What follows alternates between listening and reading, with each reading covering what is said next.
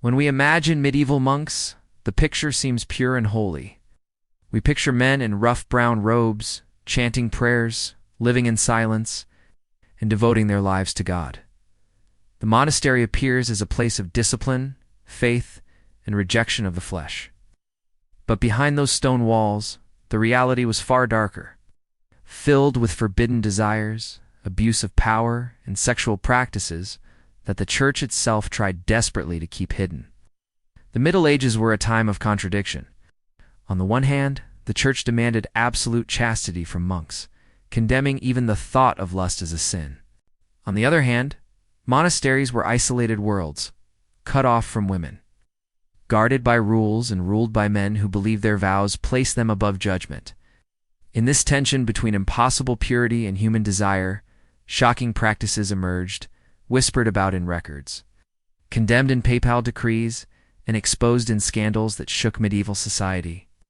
Contemporary chroniclers described monasteries not only as houses of prayer, but also as dens of secrecy. Some monks were accused of breaking their vows in the most extreme ways, sleeping with fellow monks, seducing novices, or even engaging in practices considered too unspeakable to record openly. What little survives in writing often comes in the form of accusations, punishment records, or papal letters. And these fragments hint at a disturbing truth. Many monasteries were not the sanctuaries of holiness they appeared to be. Inquisitors later uncovered cases that horrified even the most hardened church officials.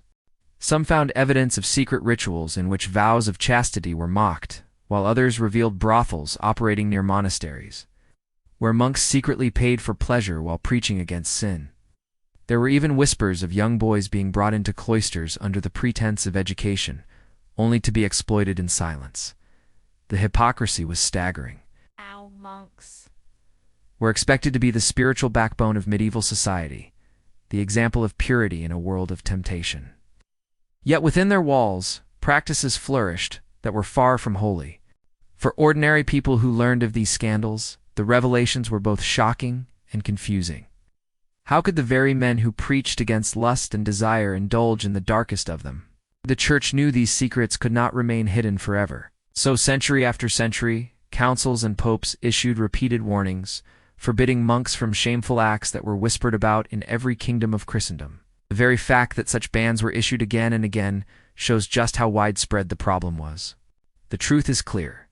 Behind the stone walls and chants of prayer, monasteries were not only places of faith, they were also places where forbidden desires festered. And as we peel back the veil, the sexual practices of monks become one of the most disturbing secrets of the medieval world. The foundation of a monk's life was the vow of chastity.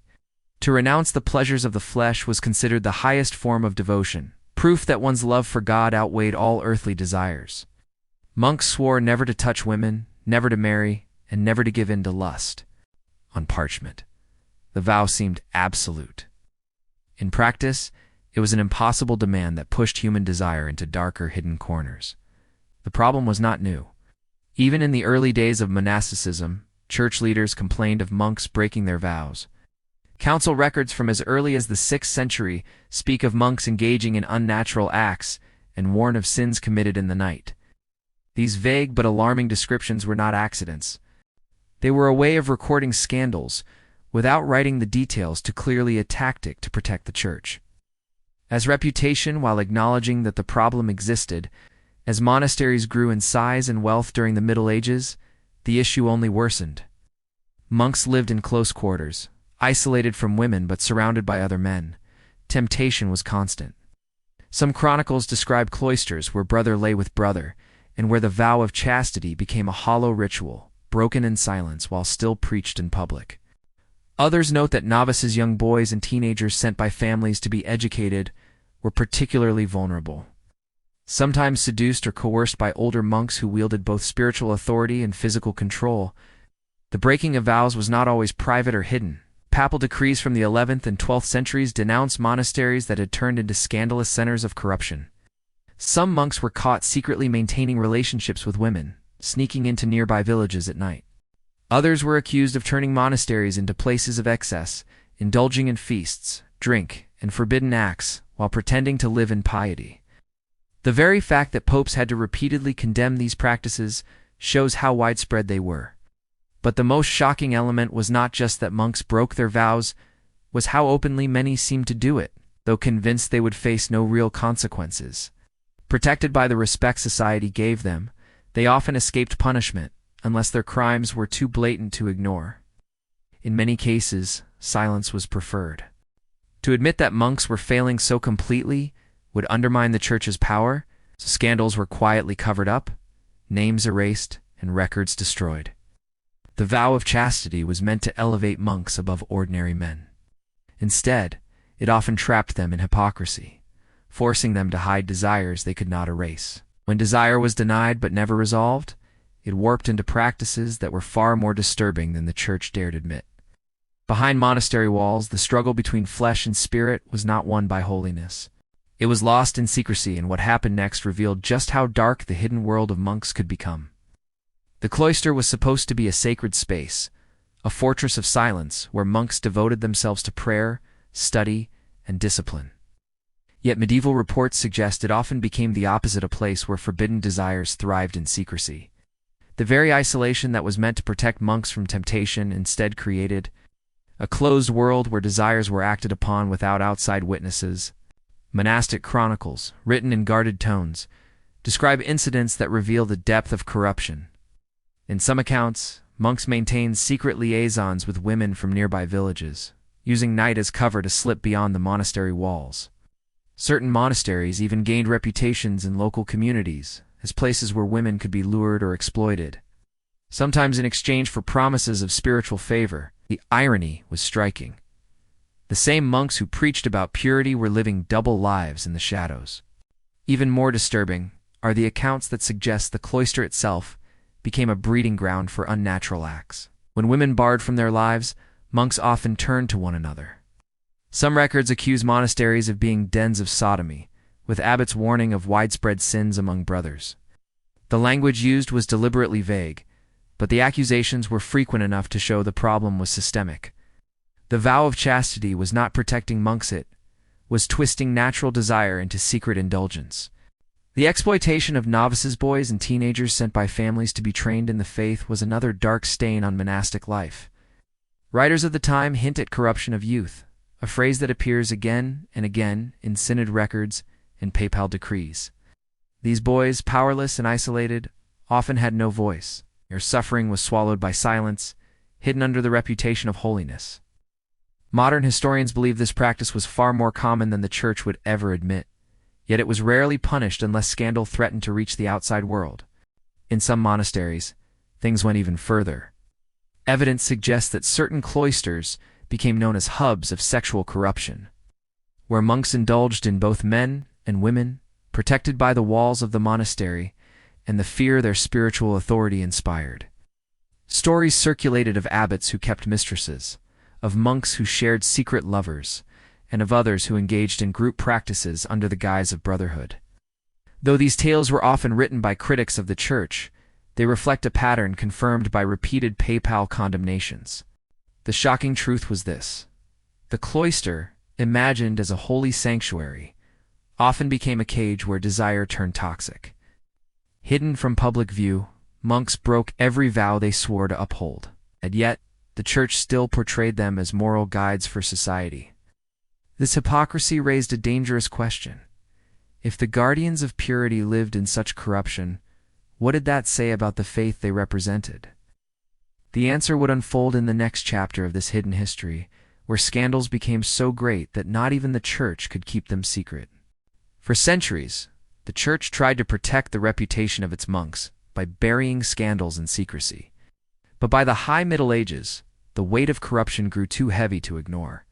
Reports of shocking behavior spilled beyond cloister walls, forcing bishops and even popes to take action. The truth that had been whispered within monasteries now threatened to shake the very foundations of Christian authority. One of the earliest signs of exposure came from synod records. Councils across Europe began recording complaints of fornication, sodomy, and corruption of novices within monastic houses. Some abbots were openly accused of keeping women in their private quarters, treating them like concubines under the protection of holy vows. In certain places, locals even mocked monks as wolves in cowls, warning each other that the cloister was more dangerous than a tavern. The most damning cases came when scandals could not be contained. In France, stories spread of monks running brothels on monastery property, using religious influence to attract women desperate for survival. In England, reports emerged of abbots fathering children and using church funds to provide for their secret families. Even worse, records describe the exploitation of young boys entrusted to monasteries. These whispers grew into public outrage when families discovered the abuse of their sons, an unforgivable betrayal of trust that stained the Church's image. Innocent III, in the 13th century, issued strict orders condemning the abominable vice of sodomy within monasteries, warning that God's wrath would fall on those who defiled the holy life. But the persistence of these laws revealed the depth of the problem. If papal orders had to be repeated across generations, it meant the sins had never been eradicated. Each new decree was both an admission of failure and proof that forbidden practices continued to thrive in secret. Monastic visitors appointed to inspect cloisters often returned with shocking accounts. Some wrote of drunken orgies, of monks disguised in plain clothes visiting towns at night, and of abbots turning a blind eye to everything as long as their own power remained intact. To preserve the Church's authority, many of these reports were locked away in archives, never meant for public eyes. But enough fragments survived to reveal the scope of the hypocrisy. By the 14th century, poets and satirists joined in exposing the corruption. Chaucer's Canterbury Tales hinted at the double lives of monks, while other writers mocked their greed and lust. The image of the holy monk, once seen as untouchable, was now stained with suspicion. Ordinary people began to ask, if those who claimed to be closest to God lived in such sin, how could they be trusted to guide anyone else? The scandals did more than embarrass the Church. They planted seeds of doubt in society. And as those doubts spread, they would eventually fuel movements that threatened to overturn centuries of unquestioned faith. The scandals of medieval monasteries were not only about secret indulgence. They revealed something far more dangerous: the way monks used spiritual power as a weapon to satisfy desire. Cloisters were not simply communities of faith. They were hierarchies where abbots and elder monks controlled the lives of novices and lay brothers. This imbalance created fertile ground for exploitation.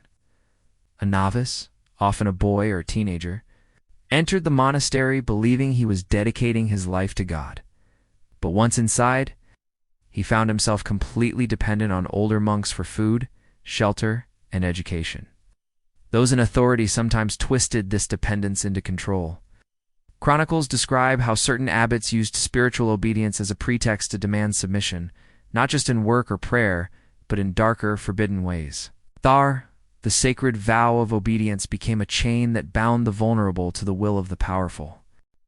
Even more disturbing was the way religion itself was weaponized. Some monks told victims that yielding to their desires would cleanse sins, or that silence was a holy duty. Others warned that speaking out would invite eternal damnation. For a young novice raised in fear of God's judgment, such threats were paralyzing. This psychological manipulation ensured that the darkest abuses rarely reached the outside world. The hypocrisy went further still. Monks often preached fiery sermons against lust and temptation, condemning villagers for sins they themselves practiced in secret. The confessional, meant to be a sacred space for forgiveness, sometimes became an opportunity for exploitation. There are records of women accusing priests and monks of using confession as a cover for seduction, turning sacred ritual into a tool for manipulation. This dual life, holy in public, corrupt in private, gave monasteries a dangerous reputation. In some regions, people whispered that cloisters were dens of vice, safer avoided than revered. Yet at the same time, the Church portrayed monks as models of purity, men who had turned away from worldly desire. This contradiction only widened the gap between appearance and reality. The most powerful abbots often faced no punishment at all. Wealthy monasteries wielded enormous influence, and their leaders were protected by connections to bishops and kings. When scandals arose, bribes, threats, or papal indulgences silenced them. In some cases, abbots who fathered children simply sent them away to be raised in secrecy, their sins erased by wealth and privilege. The very institution meant to restrain human weakness had instead become a shield for it. By the late Middle Ages, this hypocrisy was impossible to ignore. Rumors of corruption spread through villages, songs mocked the lust of monks, and satire turned their supposed purity into a public joke. Ordinary people saw the truth. The monastery's walls did not protect holiness, but concealed its opposite. The stage was being set for a reckoning. The sins that had been hidden for centuries would soon fuel anger strong enough to shake the entire foundation of the church. As the centuries passed, the shocking behavior of some monasteries could not remain entirely hidden. Whispers spread beyond cloister walls, and the faithful began to question the very men who claimed to live closest to God. Yet resistance was not only external. Within the church itself, a quiet rebellion was brewing. Not every monk was corrupt. Many lived in genuine devotion, horrified by the sins committed around them. Some kept silent out of fear, but others began to record what they witnessed. In dusty chronicles and secret letters, they left behind testimonies that spoke of exploitation, hypocrisy, and abuses that contradicted everything the church preached. These hidden records, meant for reform, became the foundation of later accusations against the monasteries. Reform movements began to rise. Orders like the Cistercians, launched in the 12th century, were born from disgust with the corruption of older monasteries. They demanded stricter discipline, simpler lives, and a rejection of luxury. Their leaders accused wealthy abbots of filling their cloisters with wine, feasts, and carnal indulgence, while peasants starved outside their gates. But even among reformers, scandals continued to emerge, proving that no rule could fully erase human desire. The most dangerous resistance came from outside the monastic walls ordinary. People who had grown tired of hypocrisy. Villagers mocked monks in plays and songs, painting them as drunkards and seducers. Our stories spread of monks sneaking into taverns at night or bribing guards to visit brothels. In many regions, women warned each other against getting too close to a monastery, where confessions and counseling often turned into seduction and coercion. The church hierarchy fought hard to silence these whispers. Councils condemned gossip against clergy as a sin. Writers who exposed corruption risked excommunication, yet no punishment could erase the growing unease. Faithful Christians still believed in God, but many no longer believed in the purity of his supposed servants. By the late Middle Ages, the backlash grew bolder. Reformers like John Wycliffe in England and Jan Hus in Bohemia began denouncing clerical corruption, including the sins of monasteries. Their words spread through sermons and manuscripts, igniting outrage. Though both men were condemned as heretics, their attacks on hypocrisy inspired future movements that would shake the church to its core. The monks who once controlled confession, education, and healing now faced suspicion and ridicule. The monastery's image as a sanctuary of holiness was cracking. Behind closed doors, the practices once hidden in darkness were being dragged into the light, fueling anger that could not be contained forever. The stage was set for something explosive. A wave of rebellion that would not only expose the sins of monks, but change the entire course of Christian history. For centuries, monasteries had hidden behind thick stone walls, protected by wealth, power, and the illusion of holiness. But eventually, the scandals became too loud to ignore. When stories of forbidden sexual practices spilled into the streets, they erupted like fire, igniting anger across Europe. Court records and PayPal investigations reveal shocking details. Some abbots were accused of keeping secret lovers inside convents, turning nuns' cloisters into private harems. In other cases, monks fathered children with village women, leading to disputes over land and inheritance that dragged their shame into public view. Worse still, there were accounts of violence, of young novices trapped and abused by those meant to guide them. Once whispered rumors, these became undeniable scandals recorded in official documents. One infamous case came from a 14th-century monastery in France, where investigators uncovered evidence of widespread sexual misconduct. Testimonies described monks sneaking out at night, paying bribes to guards, and coercing villagers into silence. The scandal was so large that even the Pope was forced to intervene. Yet instead of punishment, many monks were quietly transferred, their crimes buried under layers of bureaucracy. The church feared that public trials would destroy its reputation, so secrecy remained its shield. But the people were not blind. Songs and satire mocked monks as hypocrites who preached chastity by day and broke vows by night. Plays performed in town squares portrayed drunken friars chasing women, turning sacred figures into objects of ridicule. This popular mockery eroded respect for the monastery, transforming scandal into widespread distrust. The hypocrisy became fuel for reformers. Critics of the church pointed to monasteries as proof of corruption, using them as symbols of everything wrong with the faith's leaders. When Martin Luther later attacked clerical celibacy, he drew on centuries of hidden scandals to argue that enforced purity was unnatural and corrupting. The sins of monks, once kept in the shadows, became weapons in a war of ideas that would shatter the unity of Christendom. What makes these revelations chilling is not just the acts themselves, but the pattern of silence that surrounded them. Monks who were caught often escaped punishment.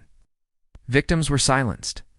The faithful were told to ignore the sins of their leaders, but each cover-up only made the eventual explosion more devastating. By the dawn of the Renaissance, monasteries were no longer untouchable. Their secrets had spilled into the light, and their reputation would never fully recover. What was once whispered in fear was now shouted in anger, reshaping how society viewed both the cloister and the men who lived within it. The question now was no longer whether monks had sinned, but how much longer the church could survive under the weight of so much hidden corruption. By the late Middle Ages, the scandals of monks and their secret practices had become impossible to contain. The collapse of trust spread like a disease. What had once been the heart of spiritual life now seemed rotten, and ordinary people began to turn away from the cloisters they once revered. Monasteries had long been viewed as sanctuaries of prayer, healing, and learning. Villagers brought offerings, nobles donated land, and kings entrusted monks with their souls. But after centuries of rumors, confessions, and scandals, the image of holiness cracked. Instead of sanctuaries, many saw cloisters as prisons of vice. Parents hesitated to send their sons to train as novices. Some openly mocked monks in marketplaces, while others avoided confessing to them altogether. Financial support dwindled as trust eroded. Wealthy patrons who once donated gold and land began to question whether their gifts were feeding prayer or fueling corruption. As donations shrank, some monasteries grew desperate, resorting to exploiting peasants or hoarding wealth. Ironically, their greed only deepened resentment, turning the people further against them. The church attempted reform, but it often came too late. Papal decrees demanded stricter rules, and councils tried to enforce celibacy with harsher punishments. Yet the deeper problem was not just the breaking of vows, but the hypocrisy itself. The very institution that preached purity had hidden its darkest sins for centuries. No law or decree could erase that memory from the public mind. When the Protestant Reformation erupted in the 16th century, monasteries became one of its first targets. Reformers accused monks of living in luxury, fathering children, and preying on the weak. Pamphlets spread lurid stories of cloistered corruption, mixing fact with exaggeration, but always striking a nerve. The scandals of the past became fuel for a movement that would tear Europe apart. In regions that embraced Protestantism, monasteries were dissolved. Their lands were seized, their libraries scattered, and their walls left to crumble. The men who had once ruled through secrecy were now homeless, stripped of the power their vows had once guaranteed. Even in Catholic regions where monasteries survived, trust was never fully restored. People looked at monks not as untouchable holy men, but as fallible figures, capable of the same sins they had long condemned in others. The fall of monastic trust is one of history's starkest lessons in hypocrisy. By hiding corruption instead of confronting it, the church allowed rot to spread until it destroyed the very foundation of faith. The monastery, once a symbol of purity, became a cautionary tale of what happens when power and secrecy collide. But even in collapse, the story of medieval monks' secret practices carried forward, shaping how generations viewed religion, authority, and the danger of blind trust. The downfall of medieval monasteries was not simply a story of lust, secrecy, and corruption. It was a warning about the dangers of unchecked power and blind faith. The sexual scandals of monks may seem distant now, buried in chronicles and forgotten manuscripts, but their legacy still lingers. At its core, the story of these practices reveals how institutions that claim purity can be corrupted from within. The vows of chastity, obedience, and poverty meant to elevate monks closer to God, became chains that trapped both the guilty and the innocent. Behind the walls of monasteries, secrecy allowed abuses to grow unchecked. Shielded by fear, silence, and the immense power of the church, the hypocrisy was not lost on the people. Villagers mocked the very men who condemned them for sins, exposing the gap between the sermons preached and the lives lived. Over time, this contradiction eroded faith in the institution itself. By the time of the Reformation, centuries of corruption had primed Europe for revolt. Monastic scandals were not the sole cause, but they were proof of a deeper wrought one that reformers used to dismantle the old order. Even today, the echoes of these dark histories can be heard. Modern scandals involving religious institutions show that the same patterns repeat: secrecy, abuse of power, silencing of victims, and the eventual collapse of trust when truth comes out. The medieval monks are gone, but their story remains a reminder that no system of power, however sacred, is immune to corruption. The shocking practices of medieval monks also challenge us to rethink history. Too often, the Middle Ages are portrayed as an age of blind faith and unquestioned holiness. But the truth is far darker and more complex. Within the cloisters, beneath the chants and prayers, human desires thrived, sometimes in ways more disturbing than anyone outside could imagine. Ultimately, the story of these monks is not just about forbidden acts. It is about the cost of hiding truth, the danger of hypocrisy, and the way power can twist even the holiest of intentions. Their secrets, once buried in silence, have become part of history's most damning lessons. So when we look back at the monasteries of the Middle Ages, we are not only uncovering shocking scandals, we are confronting the timeless truth that whenever power hides behind walls of secrecy, darkness will grow, and eventually, it will come crashing into the light.